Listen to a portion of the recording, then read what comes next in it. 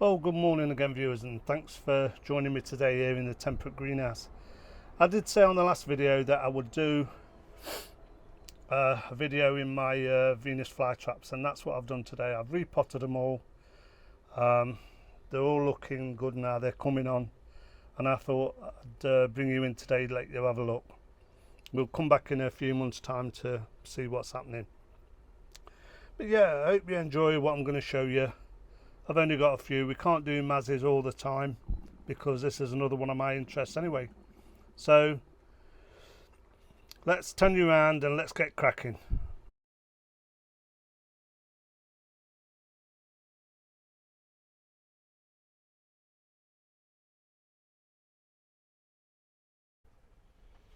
Right then, let's make a start. This is some of my cultivars for Venus flytraps. I mean, I'm not going to go through every one because we'd be here all day, but you know, you can see I've got a decent selection. They've all been repotted now, they're all coming back to life. There's some that's different to others, you know, like there, look. You can see that I've got a flower coming up on that. I'll give it another, probably this afternoon actually now, because I'll cut that off and just stick that in the side of the pot. I don't want them flowering this year at all, and they will produce a lot of flowers, so cut them off and put them in the pot. Here's one I did earlier from this, just typical. You cut the flower off about 1 inch long, stick it in. 8 out of 10 times it'll probably grow a baby or a young rhizome of a Venus flytrap, and that's what you're after, that's what you're trying to get. There's other ways to do it as well, but I find that way the easiest way, just to do it. And don't forget, through the season these rhizomes will put out young rhizomes at the side of the mother plants, so you'll always have young if you want to sell them or swap them or build your collection up even bigger. But yeah, as you can see, I mean, look at this one. This one, it was only repotted a week ago, if that. It's ISBC09, so it's an Ian Salter cultivar, one of his. I mean, it's an amazing plant, look. Absolutely amazing. I've got a couple of those coming up. But yeah, they're all looking good at the moment. Well, I'm struggling with this one. I think it's cut trap. If I can zoom in a little bit, you can probably see it's not doing too well. But give it a few weeks, I'm hoping it'll pick up again and go back to normal. What is getting my goat up at the moment, these stickers. I went on eBay and I thought, you know what, I'm going to get myself some new tape for my dyno printer. And I'm looking and looking and looking, and all of a sudden I come to one that was nearly half price of the original tapes, and I thought, you know, I'll get that. Waste of money. The sticker don't work, so I've got to go out now and I've got to get some dyno tape, because I want these doing again. Once a label falls off, you're well and truly knackered, because you don't know what plant it is, unless you really are an expert and you can tell just by looking at a cultivar what it is. I can't. As you can see at the moment, this one is quite dry because there was water Tuesday, Sunday, so I leave them now till probably tomorrow before I top it up. This one's still got some water in. These have got water in, but yeah, I use RO water. I put about probably half an inch in the bottom of these trays. I've got my water in that water butt there. I've got another water butt down there, and I just fill them up with RO water when I've put it through the RO system, and I've always got water. And as I say, I do give them a day or 2 days drying out before I top them up again, because I don't want the roots to start rotting. You know, it's so easy done if you keep topping them up with water. The roots eventually go into the water and they're standing in water. They're a bog plant, so they're moist all the time, but they aren't stood in water. So that's how I go 'em. Oh, what I wanted to show you was, I'll tell you about, is, see this one, let me just try and zoom in if I can a little bit. That's a red dragon. The mother plant's in the middle, and around it are 13 young rhizomes that was off that plant when we potted it. And I thought, you know what, I'm going to put them all in a big pot and let them stay together, because it'll look amazing, that will, in the summer. It's coming on now and they're taking now again, but give it a couple of weeks, that'll look amazing with red dragon all in one pot. Anyway, let's carry on.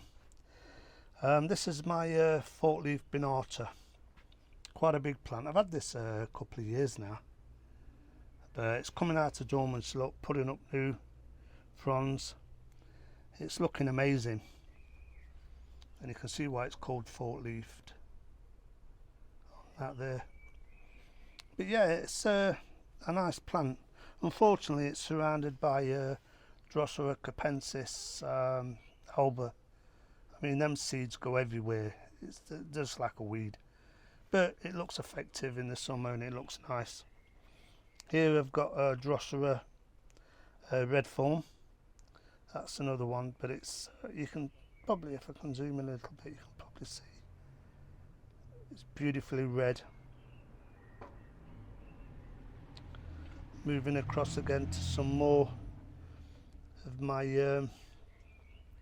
cultivars. Here's one I recently got, came in last week. It's bear trap again. I get it off Ian Salter.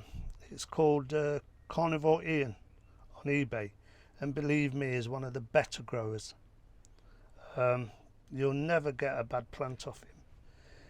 You know, he's amazing. The packaging, the time it takes to get here, within 2 or 3 days, and I've never had a bad plant off Ian, so thanks Ian if you do watch these videos. But yeah, if you're looking for a Venus flytrap and you're looking on eBay, look for Carnivore Ian. His plants are amazing. I've got 2 more on order actually that's due to come in over the next couple of days, probably, because it's been a bank holiday, hasn't it? But yeah, plants are coming on, you know, they're starting to wake up now out of dormancy. Nothing's going to be looking immaculate not in here anyway, because I'm only an amateur grower.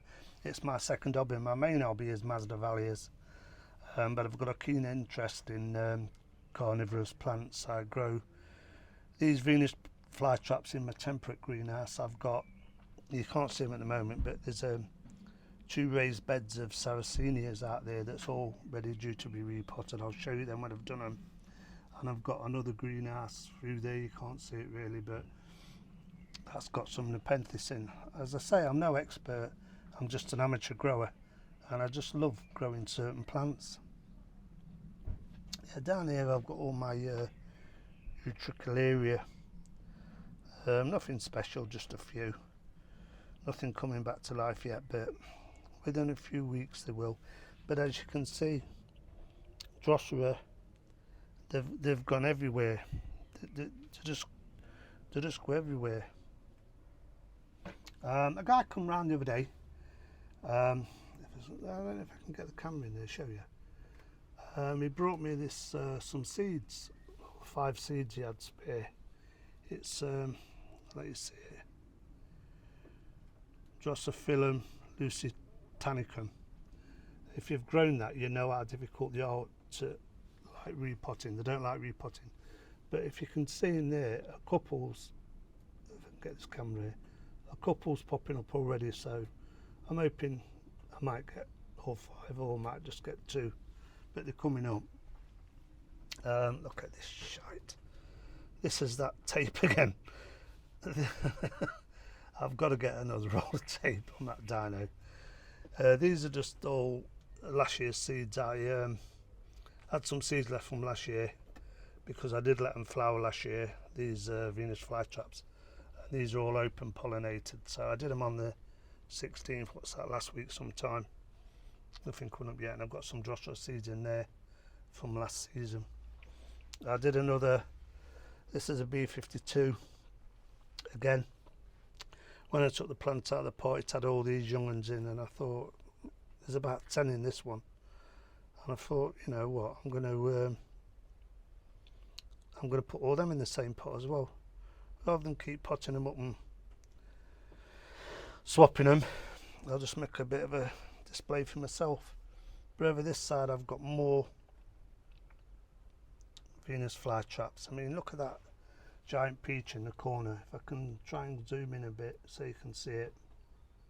Look at it. I mean, these have only been out of dormancy for what, a fortnight, and they're just coming on amazingly.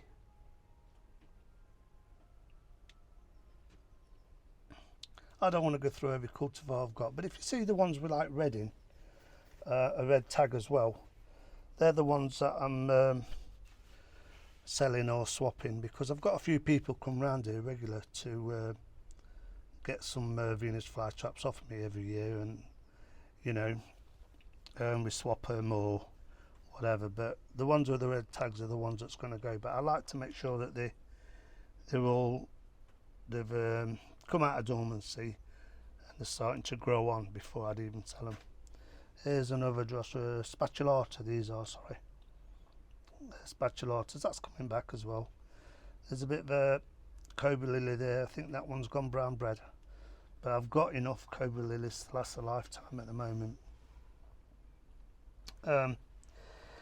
If you can see it, if I can get to zoom in on that a little bit better, that was a leaf pulling off a cephalotus last year, and so was that one there. It was leaf pulling, so I stuck them in, and they are slow growing, but you can see they've taken and they're coming up. Back there is some of my cobra lilies, again where the labels need sorting out again. But you're not going to confuse a cobra lily, are you? But yeah, they're looking all right in here. It's not looking bad. Let's just go down here and show you what I've got down here. Right, down here is nearly all my cobra lilies and odds and sods. I've got a Sarracenia purpurea, which is a Berkey, I believe, the red version. That's coming back to life. A lot of the cobra lilies now are coming back. Some of the small divisions I've got as well of them. On that one there, that cobra lily, that started from root stolons. I chopped all the roots off once, chucked them in a pot 2 or 3 years ago, and it took, and I've done the same there this time. So whether they come up, I don't know, but I don't know. It says cephalotus in there, but it's not, it's cobra lily. These are all cobra lily young, all my small divisions that I've taken. I just grow them on a bit and then let people have them, swap them. I might sell a few, I don't know. But I actually like cobra lilies. I keep them on the bottom because they're not fussed to too much sun.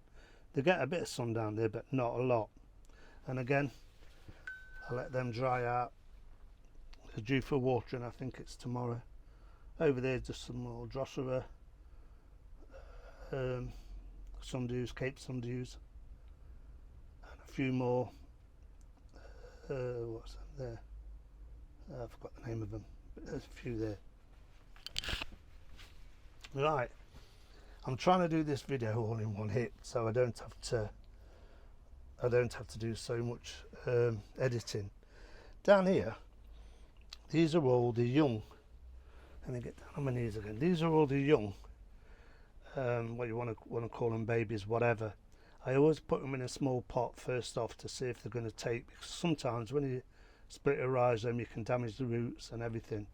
So I put them in small pots. Once I know they've took, like that one there might not survive, but the one next to it has, you know, so that way you know that you've got decent plants. All these I take to farmers market. I repot them in bigger pots before I go, and once a month I go to farmers market here in Nottingham, and I have no problem. The people snap your hand off. So if you've got spares and you don't want to. I mean, I used to sell them on my website, but since I fell out with DEFRA over their annual inspections of a greenhouse, which an amateur gardener was just selling a few plants for 93 quid a year, I thought, nah, I'll do it my own way. I could go on in eBay if I wanted to, but I don't need a problem, because I've got people who come round regular to buy my plants. If you want to know anything or how I grow them, I don't fertilise any of my Venus flytraps. I let them do it themselves. I do leave the door open. As you can see, the door's always open. That's the Mazzy house. The door's always open, and flies just come in, they catch them, and they have the dinner. But yeah, if you want to know anything how I grow them, just leave us a comment, or like most of you's been doing, email me on mick@micksmazdavalyers.co.uk, and I'll answer you when I can. Like, a lot of people's asked me about what camera I use for filming these videos. I use a DJI Pocket 2. It's a little gimbal camera. I'll try and show it you, because I've thought to myself, how am I going to show people? And I've just realised I can use my phone. So I'll probably add that onto this video. But yeah, that's basically all my cultivars. I mean, there's some crackers come in. B52 is coming back to life. Look, one of my favourites, B52, is Beastie Boy, and I've got a Beastie Boy in here somewhere. But there's so many cultivars out there at the moment. You know, you get people to swap them, buy them or sell them. You know, that's a nice one there, look. And that shark tooth. Nice plant coming back. But as I say, at the moment, they're all coming out of dormancy still. That's proceeding good and all, red spider. That's how you want them now, growing up. Not growing across the ground like it's the dormancy period or late winter growth. You want them like that, heading for the sun more or less. That's how they'll be soon. So I'll bring you back in here in about a month's time and let you have a look how everything's going. I mean, I've got a cracker here, look. I've lost the label, so I don't know what it is. And that one. But yeah, if you want to know anything, how I grow them, or if you live in Nottingham and you want to swap any, or you want to come around and buy a couple, by all means give us a shout. You know, I've got plenty in here, plenty for people to look at. So I think I'll call it a day on that. I don't want to keep these videos going on too long. You know, it does take a lot of time to edit these videos. In Dirt Ventum's Giant, and that's a cracking looking plant, I think. I've got to take some of the dead leaves off now, because it's only, as I say, they've only just come out of dormancy, so I need to get to grips with it. When you've got like 3 greenhouses, you try your best to make everything, well, you're constantly in one greenhouse and the next greenhouse and the next greenhouse. But when it's your hobby and your interest, you know, you put the effort in. But yeah, I think that's everything I've got to show you for today. I can't think of anything else. But yeah, we'll come back here in a couple of weeks' time and I'll show you this temperate greenhouse. Don't forget, I've got no heating in here, no lighting, no heating. During the winter I just shut the door, and that's how it is. But what I might do this year, I might buy a little cheap solar fan and put it at the top, shove the solar out there, because I've got no power in this one.